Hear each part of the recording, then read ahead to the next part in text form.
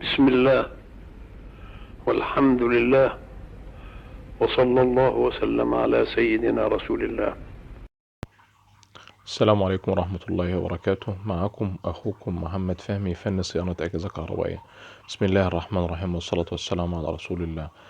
احنا النهاردة هنتكلم عن فرن كهرباء اسمه فرن كوميتل التركي تقفيل مصري.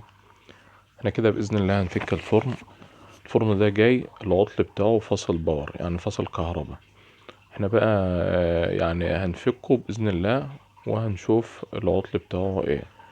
الأعطال بتاعة الأفران أو بتاعة الأجهزة على العموم بتبقى أعطالها كتير، يعني بيبقى في أسباب في الفيشة، في أسباب في أكرة المفتاح، في أسباب في السيرمو ديسك، في أسباب في السيرموستات نفسه، فيه أسباب إن بيبقى السلك سايح، السلك بتاعه محروق.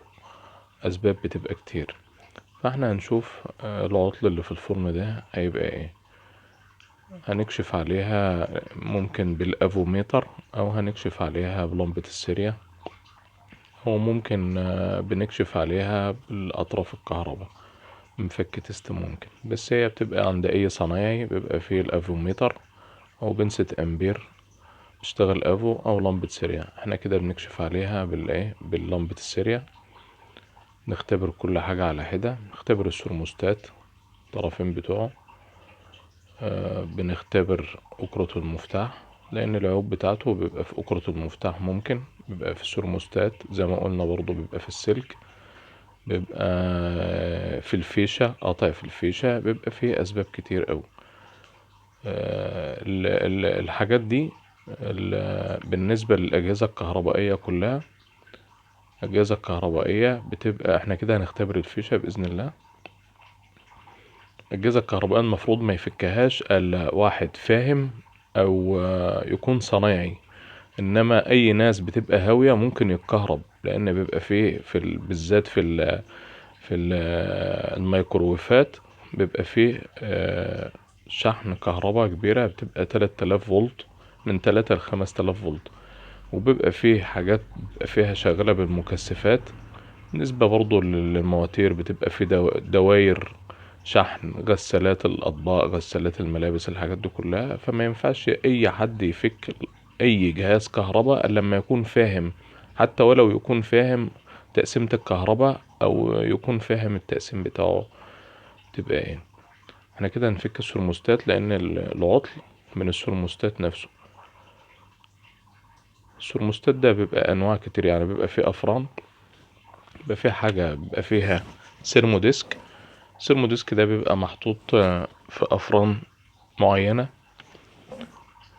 الفرن ده فيه سرموستات بس، لأن هو شغال فوق وتحت. السرموستات ده ما بيوصلش الكهرباء عن طريق الأبلاتين.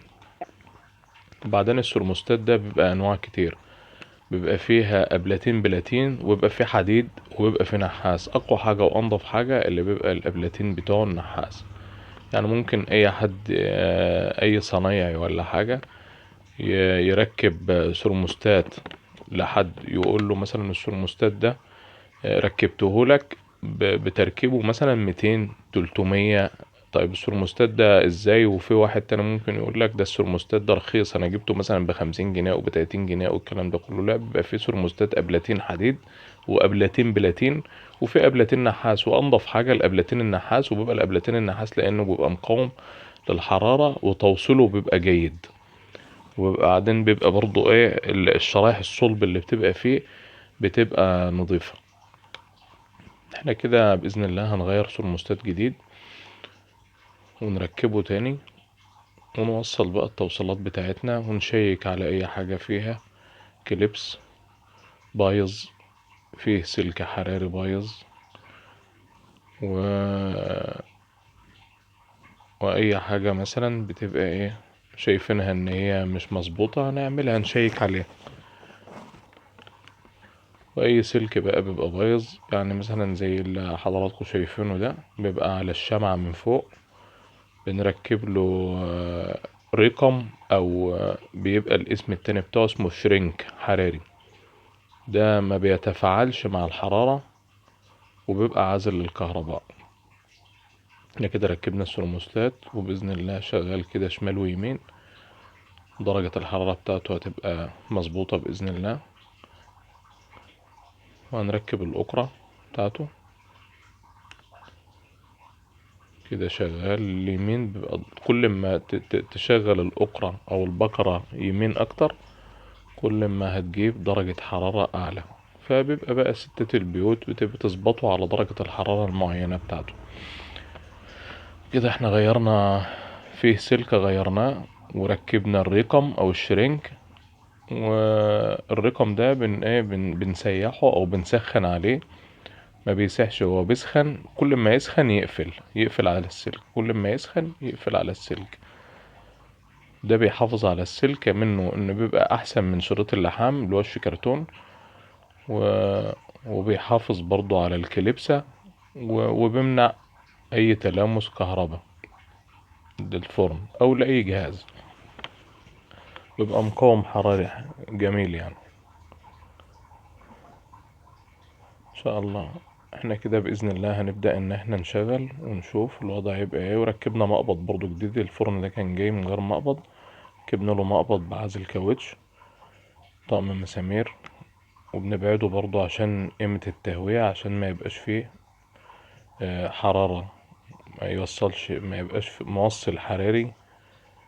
ست البيت مثلا وهي بتمسكه ولا حاجة تتلسع من الحرارة بتاعته. احنا كده بنقفل بإذن الله، ونربط بقى وناخد بالنا واحنا بنقفل.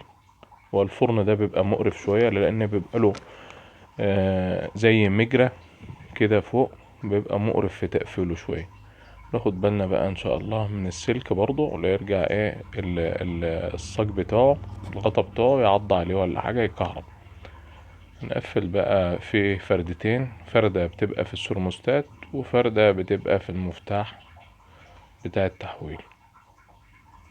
نعمل لها برضو اللي هو الشرينك الحراري، وهنسخن بحيث ان يقفل على الكليبسة، وهنظبطه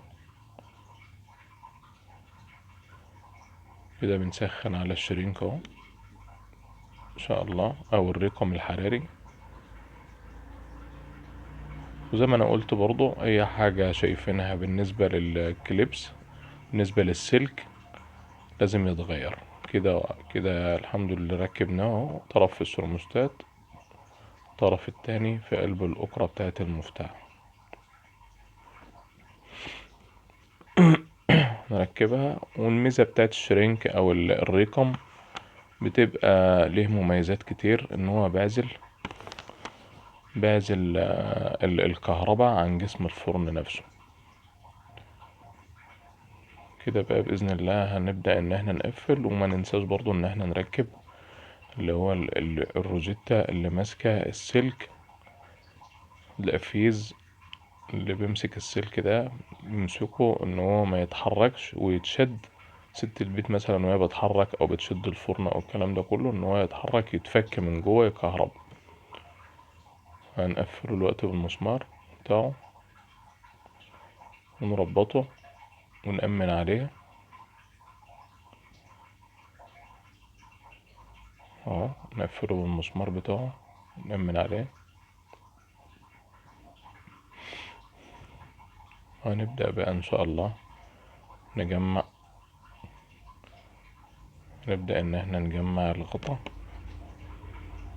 زي ما انا قلت برضو، الفرن ده يعني مش كل الافران، في افران بتبقى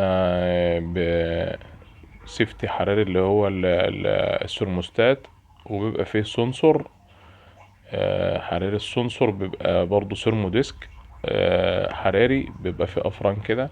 وبيبقى فيه حاجة اسمها تايمر اللي هو التايم. وفي أكرة تحويل بتبقى فيه مروحة، أفران بيبقى فيها مروحة، بيبقى فيها موتور شواية.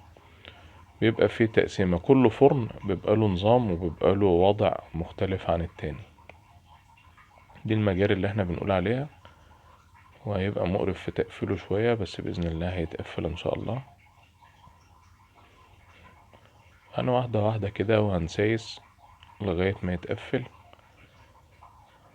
وكل حاجة يعني المفروض تتقفل. كل حاجة اما نيجي نقفل اي حاجة زي ما احنا فكناها نقفلها تاني وتتقفل يعني ايه على راحتها كده، متتقفلش مثلا بالقوة او بعصبية او الكلام ده كله، تقفل واحدة واحدة.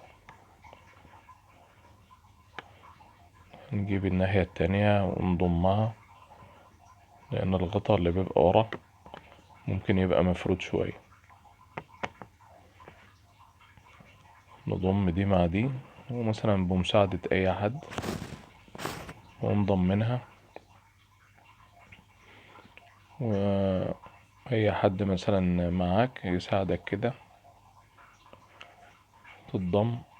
وكله بيبقى صاج، يعني صاج خفيف، القعدة دي والقعدة دي. نقوم موسطنين المسمار اللي في النص، نقوم مركبينه الأول عشان يوزن معانا واحنا بنقفل. بعد كده في مسمارين في الجنبين هنقوم مقفلينهم، وفي قاعدة بتبقى من قدام وقاعدة بتبقى من ورا. بس الفرن ده شكل كان القاعدة بتاعته يعني اللي ورا اتكسرت، فهنركب القاعدة اللي قدام بس ان شاء الله. كده المسمار واحد على اليمين وواحد على الشمال، هما 3 مسامير بيبقوا في الجنب تحت، من تحت من الفرن من تحت. نأمن عليهم وهتلاقيهم كلهم اتقفلوا بإذن الله.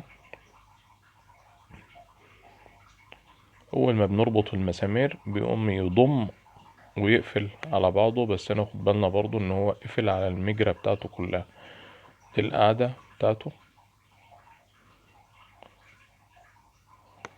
عايز تركبها من قدام تركبها من ورا، بس هو المفروض له قاعدتين، بس هو العميل شكل القاعدة اتكسرت عنده فسابه بقاعدة واحدة كده، ما جابش القاعدة التانية. فاحنا هنركب القاعدة دي قدام عشان يبقى ايه اخد علو لورا كده، يعني علو من قدام لورا،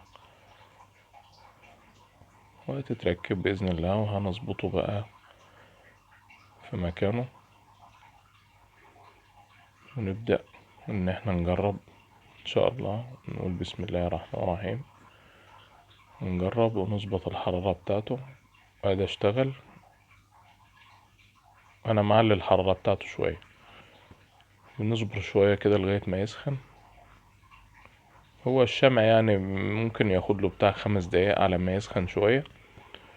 هيبدأ يسخن، نبدأ نختبره بقى بورقة، نختبره بمنديل، نختبره بحيث ان هو ايه يبين لنا ان هو سخن. كده بإذن الله هنجربه. هيبدأ شغال فوق وتحت.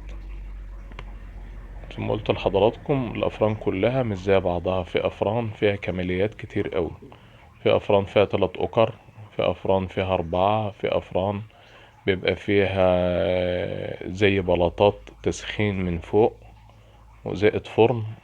وبإذن الله إن ربنا أراد هنعمل يعني حلقة إن شاء الله ونتكلم فيها عن الأجهزة كلها، أنواع الأجهزة النظيفة اللي حضراتكم تشتروها، من أفران لميكروويف لغسالات أطباق كده. وما شاء الله اشتغل اهو، بيدخن فوق وتحت كده، سخن اهو تمام كده. بإذن الله الفرن اتصلح وبقى زي الفل. السلام عليكم ورحمة الله وبركاته.